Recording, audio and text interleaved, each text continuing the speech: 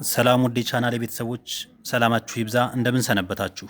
በዛሬው የመማማሪያ ርዕሳችን ራቢስ ወይም ደግሞ የእብድ ውሻ በሽታ የሚል አጭር ርዕስ ይዤላችሁ ቀርብ ያለው ቆይታችሁ ከኔ ጋር እንደሆን ከወዲሁ ጋብዛለሁ።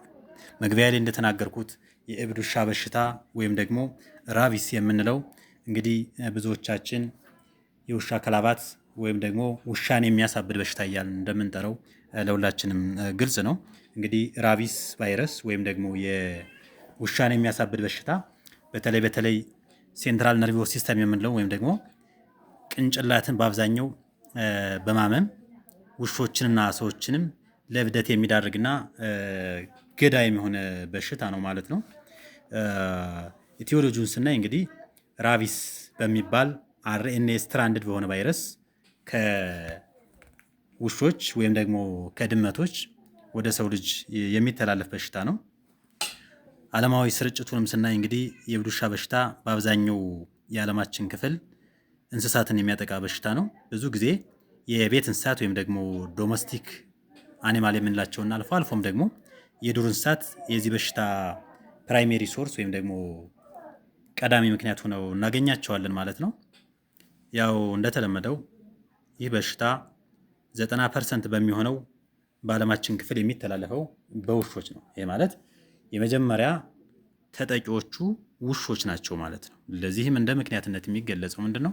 አንደኛ ውሾች ከቦታ ቦታ ይንቀሳቀሳሉ፣ ከሌሎች ውሾች ጋር ይገናኛሉ፣ ይናከሳሉና በዛም ምክንያት 90% የሚሆነው የእብድ ውሻ በሽታ በውሾች አማካኝነት ይመጣል ማለት ነው።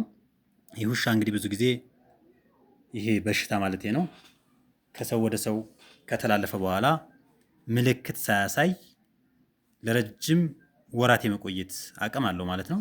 ለዛም ነው የእብድ ውሻ በሽታ ኢንኩቤሽን ፔሪዮዱ ከ7 ቀን እስከ 2 ወር ድረስ ሊዘገይ ይችላል እንላለን ማለት ነው። ስለዚህ ዛሬ ጥቅምት 11 ቀን በእብድ ውሻ በሽታ የተለከፈ ሰው እስከ ታህሳስ ጥር አካባቢ የመቆየትና ምልክት ያለማሳየት እድል ይኖረዋል ማለት ነው።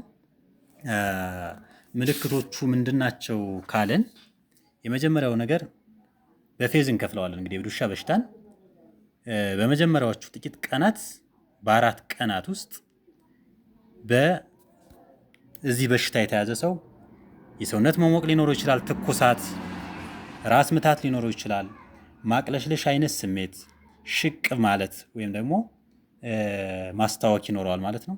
እዛ ቀጥሎ ኢንሴፋላይትስ ፌዝ ወደ ምንለው ሲገባ ብዙ ጊዜ ምን ይመጣል ማለት ነው? መድከም፣ ከመጠን በላይ ኦቨራክት ማድረግ፣ መንቀዥቀዥ አይነት ስሜት የሚመጣው ይሄን ጊዜ ነው ማለት ነው። አብሮም ደግሞ ኮንፊውዝድ መሆን፣ ድብርት፣ ፍርሃት ማለት፣ መነጫነጭ፣ የጡንቻ መኮሳተርና ጡንቻ ህመም፣ የሜኒንጃል ሳይኖች ልክ አንገትን ማፍዘዝ፣ ማግረር፣ እግሮች አልገራ ማለት፣ አልፎ አልፎ መጣል፣ ሲጀር የምንለው ነገር፣ እኒህ ነገሮች ሊኖሩ ይችላሉ ማለት ነው። ሌሎች ከላይ ያልናቸው ምልክቶች ሰውነት መተኮሱ፣ የአይናችን ብርሃን የሚመጥነው ፑፒል የምንለው መስፋት፣ ለሀጭ መዝረግረግ፣ ከመጠን በላይ ላበት ማላብ፣ ፐርስፓይሬሽን የምንለው ፖስቹራል ሃይፖቴንሽን የምላቸው ነገሮች ይመጣሉ። ወደ 3ኛው ደረጃ ላይ ስንገባ በዚህ ሰዓት ነው እንግዲህ ታካሚው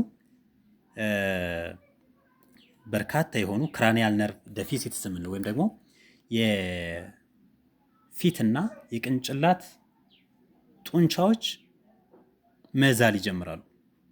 በጣም እጅግ የበዛ ምራቅ ማለት ምራቅን መዋጥ አለመቻል፣ ማንጠብጠብ፣ ማዥረግረግ ይበዛል ማለት ነው። በዚህ ሰዓት ውሾችም ሰዎችም ተመሳሳይ ምልክት ያሳያሉ ማለት ነው። ሌላው ሃይድሮፎቢያ የምንለው ውሃን መፍራት፣ አልታጠብም ማለት በ50% በሚሆኑት ኬዞቻችን ይከሰታል ማለት ነው። የመጨረሻው ፋይናል አውትካም የሚሆነው ዴዝ ነው። እንግዲህ ለሞት ይዳርጋል ብለናል ቅድም መግቢያ ላይ።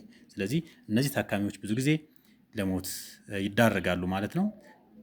ዋነኛው ለሞት የሚዳርግበት ምክንያት ደግሞ ሪስፓይራቶሪ ፌለር ወይም ደግሞ አፕኒያ የምንለው ስለሚመጣ ነው። ኮላፕስ ያጋጥማል እና የሪስፓይሬሽን የመተንፈስ መቸጋገር ስለሚያመጣ ለሞት ይዳርጋል ማለት ነው ይሄ በሽታ። ስለዚህ ውሾች እንደዚህ አይነት ምልክት በሚያሳዩበት ሰዓት ውሾችን ከመግደል ውሾችን አባሮ እንዲጠፉ ከማድረግ ይልቅ አስሮ መከታተልና ምርመራ ማድረግ ያስፈልጋል ማለት ነው። ውሾቹ የሚያሳዩትን ምልክቶች እያዩ ለሕክምና መቅረብ ወሳኝ ነው። እዛ ውጭ ይሄ የእብድ ውሻ በሽታ የመጨረሻው ስቴጅ ላይ ከደረሰ በኋላ ምንም አይነት የመዳን እድል አይኖረውም ማለት ነው። ስለዚህ ቶሎኑ ወደ ሕክምና ተቋማት መሄድ፣ ኬዙን ሲያዩ መጠቆም ያስፈልጋል ማለት ነው። ይሄም ፖስት ኤክስፖዠር ፕሮፊላክሲስ ወይም ደግሞ በበሽታው ከተጠቃም በኋላ ፕሮፊላክሲስ እንድናገኝ ይረዳናል ማለት ነው። አመሰግናለሁ። ቻናሉን ሰብስክራይብ ያድርጉ።